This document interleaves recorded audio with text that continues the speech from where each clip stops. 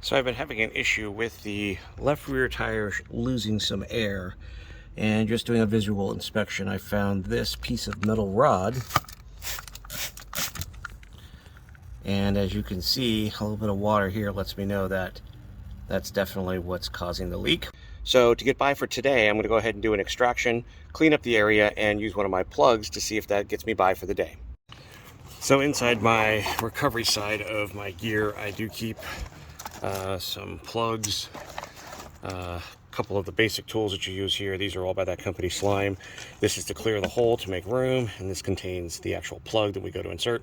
As you can see, I've used these before with some success, so shouldn't be too much of a problem today. I've got a couple different methods here and a few different size plugs depending upon the size of the hole. So we'll take a look and see what it needs.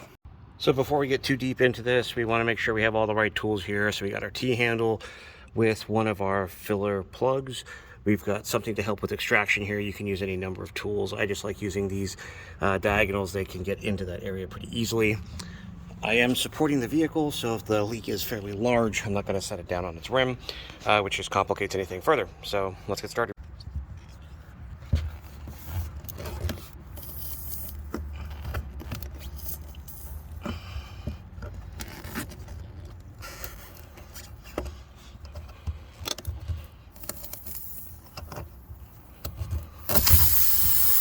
And there we have it.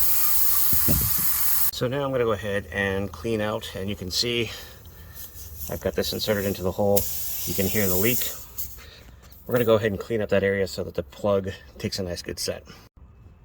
With the cleaning tool in there, we're going to rotate this around, make sure that we got a good hole that goes all the way into the inner carcass, and clean up any of those pieces of material that might be in the way there. You can kind of hear the tool cutting a bit as it's opening up the hole. Next, we're going to go ahead and get the T-handle and the plug and push it into the hole. So there's the piece we pulled out. We're about ready to push the plug in. We've already cleared everything out with the clearance tool. And once we get this inside, we're going to go ahead and twist, make a ball at the bottom, and you'll see everything kind of pull in. And then we're going to pull back out and then cut off the remainder. So you can see we have everything inside the tire. We're going to start twisting to create that ball. And you'll see the material start to twist as you're doing so. That's going to bite on the inside of that tire. A nice ball here. And then we'll extract. Just about to the point where you can pull it out.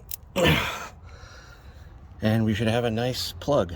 So what we'll do is let this take a set here, and we'll go ahead and air the tire back up, and I'll show you where the air pressures are. So now I went ahead and aired everything up. I've got the plug in place, and